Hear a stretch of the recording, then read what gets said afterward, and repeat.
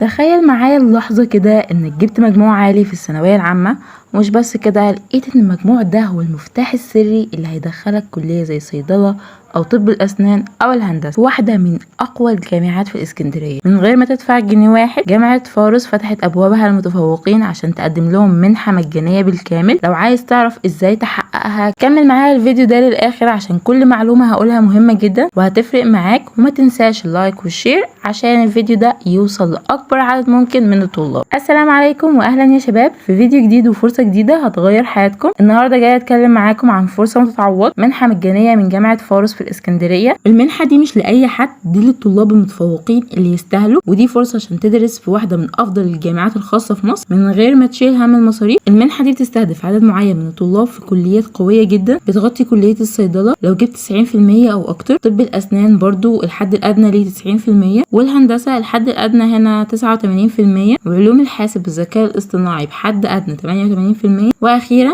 تكنولوجيا العلوم الصحية التطبيقية بحد ادنى 85%. ويا شباب المنحة دي ليها شروط عامة لازم تخلي بالك منها. ايه هي الشروط اللي لازم تكون متوفرة فيك عشان تقدم على المنحة؟ اول حاجة لازم تكون حاصل على الثانوية العامة من مدرسة حكومية مصرية، وتكون خريج سنة 2025، وطلاب مدارس ستم والثانوية العامة يقدروا يقدموا عادي. لازم ما تكونش قدمت في اي جامعة خاصة واهلية قبل كده. لازم تكون مستعد لاختبار اللغة الانجليزية والمقابلات الشخصية، وهتلاقوا بوست كامل على صفحتي في اغلب الاسئلة اللي اتسألت في كل المنح اللي عدت عليا سواء بروجرامز جوه مصر او بره مصر. اخر حاجة لازم تقدم مفردات مرتب ولي الامر عشان يتاكدوا من الدخل. واهم حاجة هنا التقديم مختلف شوية، مش الكتروني. طب ازاي نقدم؟ التقديم هيكون يدوي، يعني لازم تروح بنفسك لمكتب القبول والتسجيل في جامعة فاروس.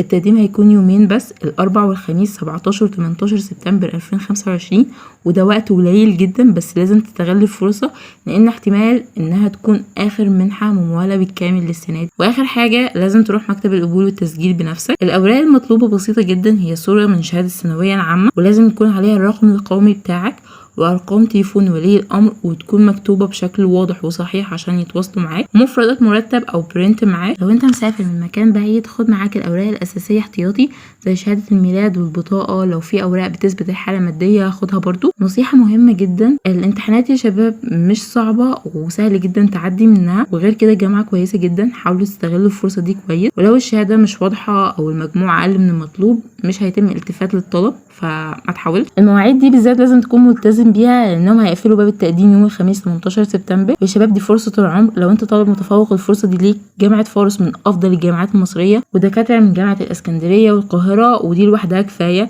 ما تترددش وروح قدم دلوقتي. ولو تعرف اي حد من زمايلك او اصدقائك تنطبق عليه الشروط ابعت له الفيديو ده بسرعه عشان الفرصه دي ما تروحش عليه. واشوفكم في الفيديو الجاي مع فرصه جديده، والسلام عليكم ورحمه الله وبركاته.